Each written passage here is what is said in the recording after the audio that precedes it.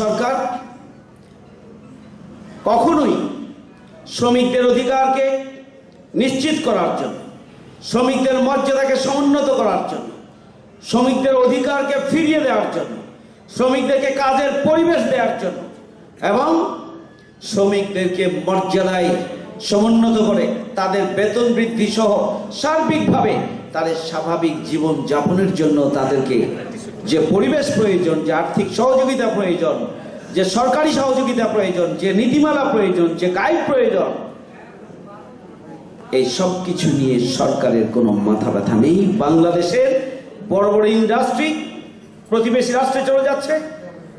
বাংলাদেশের garments sector পৃথিবীতে অন্যতম গুরুত্বপূর্ণ ভূমিকা পালন করে থাকে। অথচ বাংলাদেশের গার্মেন্ট ব্যবস্থাকে ধ্বংস করে অন্যদের হাতে তুলে দেওয়ার ষড়যন্ত্র হচ্ছে। প্রিয় ভাইয়ের আমার, নতুন বাংলাদেশে আজকের এই শ্রমিক সমাবেশে আমরা অন্তর্বর্তীকালীন সরকারের কাছে দাবি জানাতে চাই, অবিলম্বে একটা শ্রমিকদের জন্য একটা কমিশন গঠন করা হোক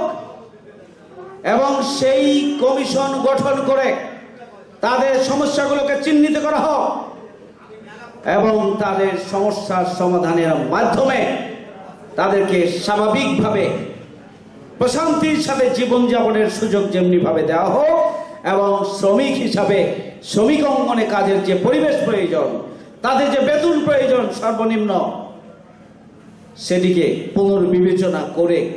শ্রমিক বান্ধব পরিবেশ নিশ্চিত করা হোক, সেই দাবি আমি সরকারের কাছে জানাতে চাই।